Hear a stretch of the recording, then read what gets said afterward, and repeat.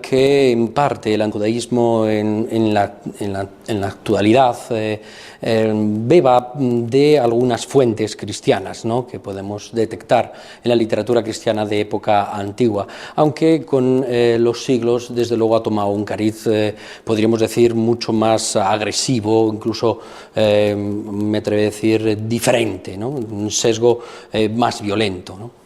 Bueno, el antijudaísmo antiguo, en la época romana hay conflictos y hay autores con los antijudíos. El profesor Salinero, que hablaba antes que mí, ha dado datos. De todas formas, lo que ha dicho, y es lo que yo pensaba, y no soy experto en ese periodo y me alegro de coincidir, es que mayoritariamente los judíos estaban bien integrados en la sociedad romana, y hubo algunos momentos, sobre todo en Egipto y en algunos sitios concretos, hubo conflictos y odio a los judíos, pero fue una cosa más excepcional que la norma, quitando la rebelión, claro, contra Roma, de las dos rebeliones contra Roma.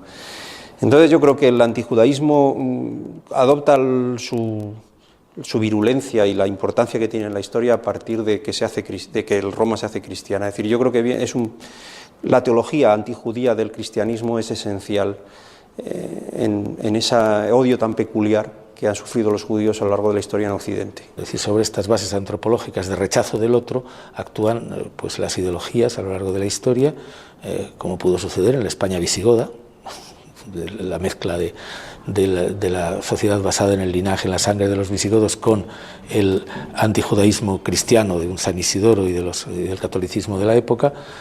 Luego el antijudaísmo en la época de las cruzadas, es decir, el antisemitismo y el antijudaísmo del periodo de la Inquisición en España.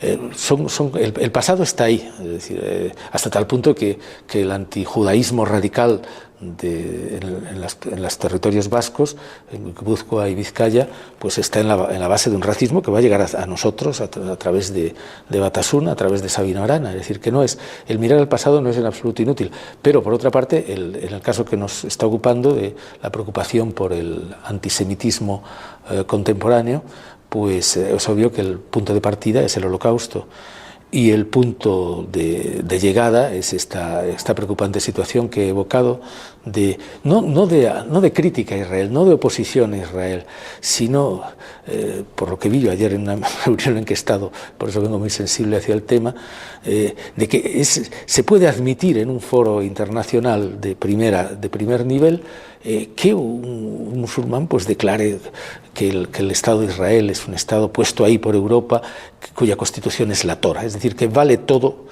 Para muchos musulmanes vale todo contra los judíos. Esto es lo peligroso, porque en el fondo juega el mismo papel que la idea del chivo expiatorio con el nazismo.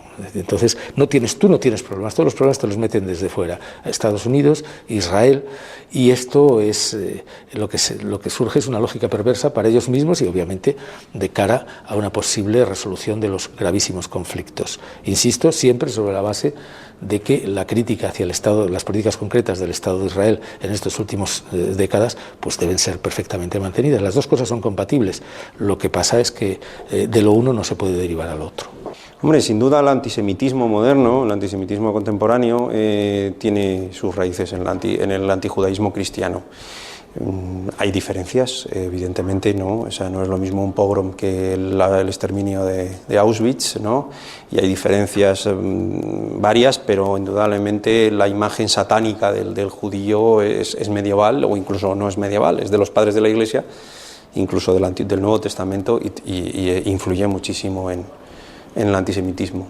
Es cierto que con los Reyes Católicos llegamos a el culmen del antijudaísmo en Castilla. Es una especie de solución final, ¿no?, al problema judío, eso sí. Si se trata de recuperar en el sentido de considerarlos moralmente positivos, como personajes moralmente positivos, entonces nos salimos del terreno de la historia y nos vamos al terreno de las opiniones o de las valoraciones morales. Bueno, pues simplemente me parece bien que cada uno tenga sus modelos en la historia, no es el mío desde luego, ¿no? Es decir, los reyes católicos pues primero crearon la Inquisición para llevar al cadalso a cientos de miles de conversos, pues simplemente por las razones que sea, por razones de ideología.